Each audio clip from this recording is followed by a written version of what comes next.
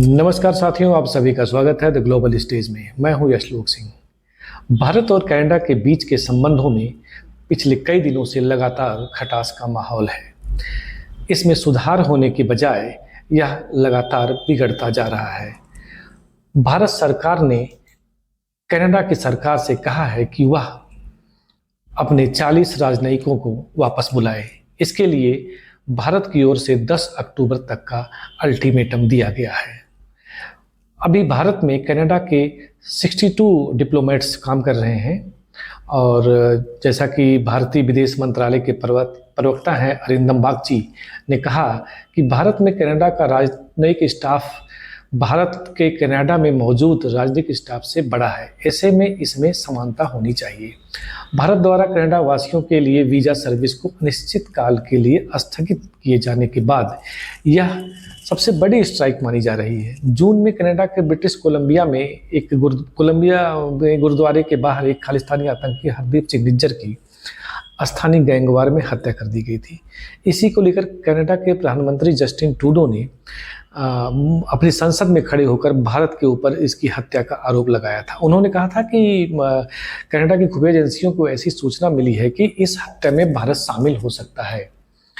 उनको यह input America की ओर से दिया गया था।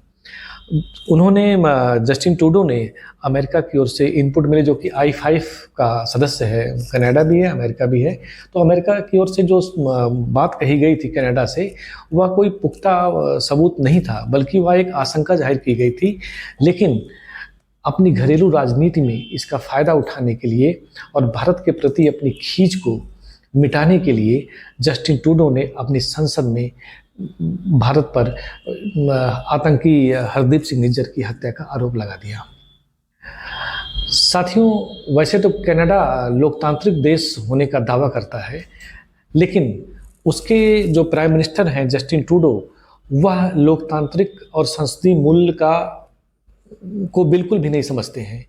वह अपनी संसद में खड़ा होकर झूठ बोलते हैं जिसका उनके पास की कोई ठोस सबूत नहीं है। भारत कोई एक छोटा मोटा देश नहीं है। भारत एक बहुत बड़ा देश है, उभरता हुआ देश है। उस पर इस प्रकार का बेतुका बयान देने से पहले उनको सोचना चाहिए था कि इसका प्रभाव भारत और कनाडा के संबंधों पर किस प्रकार से पड़ेगा। आज कनाडा और भारत के संबंध अपने सबसे निम्नतम स्तर पर हैं और कनाडा के प्राइम मिनिस्टर के द्वारा जो आरोप लगाया गया था उसको भारत ने एकदम तथ्यहीन करार दिया और उसको खारिज कर दिया सिरे से। कहा कि यह बिल्कुल बेबुनियाद बात है। अगर कनाडा के पास कोई सबूत है, उसके पास कोई ठोस ऐसी चीज़ है जो वह भारत के सामने लाए और भारत इसके पर विचार करने को तैयार है, लेकिन कनाडा की ओर से अभी तक इस बारे में किसी भी प्रकार का कोई सबूत नहीं दिया गया। कनाडा ने पहले सोचा कि भारत पर दबाव बनाया जा सकता है इस बारे में, और पूरे कनाडा को ही नहीं, अमेरिका और यूरोप को भी लगता था कि भारत इससे दबाव में आएगा, लेकिन हुआ इसका उल्टा। धीरे धीरे कनाडा को जो लोग पुश करने वाले लोग थे, वह भी कनाडा का साथ इस मामले में छोड़ते नजर आ रहे हैं और कनाडा बिल्कुल अकेला हो चुका है। और कनाडा ने पहले क्या किया, भारत के एक डिप्लोमेट को अपने यहाँ से निष्कासित किया, उसके बाद भारत ने भी किया। अब कनाडा को ये पता होना चाहिए कि अब 2014 से पहले वाला भारत नहीं है, 2014 के पहले वाला भारत नहीं है। अब उनका सामना नए भारत से है। पहले लगा कि उनको कि ऐसे आरोप लगा देंगे, बाद में गोल मोल बातें कर देंगे, भारत चुप हो जाएगा, मामला शांत हो जाएगा, लेकिन ऐसा नहीं हुआ। प्राइम मिनिस्टर नरेंद्र मोदी के सत्ता में आने के बाद से भारत अब हर मोर्चे पर फ्रंट फुट पर खेलता है। बात विदेश नीति की हो तो इस समय भारत पूरी तरह से मुखर है। दबाने, फंसाने और एजेंडा सेट करने वालों के प्रति भारत का रवैया आक्रामक है। रूस यूक्रेन युद्ध के दौरान भारत पर पश्चिमी देशों द्वारा किस प्रकार से दबाव बनाया गया, ये सभी आप जानते हैं, और पुरजोर प्रयास किया गया कि भारत को किसी न किसी प्रकार से झुकाया जाए, रूस से उसकी दूरी बनाई जाए, लेकिन उनकी कोई तकनीक, कोई एजेंडा काम नहीं आया। भारत के विदेश मंत्री डॉक्टर एस जयशंकर ने वैश्विक मंचों पर उनके एजेंडे की हवा लगातार निकालने का काम कर रहे हैं। कनाडा को इस बात का ध्यान रखना चाहिए था कि उसके इस प्रकार की गलती नहीं होती। उसे यह जानना चाहिए था कि उसको अमेरिका नहीं झुका सका, पूरा यूरोप मिलकर नहीं झुका सका, तो कनाडा की इतनी हैसियत नहीं है कि वह अकेला भारत को झुका लेगा।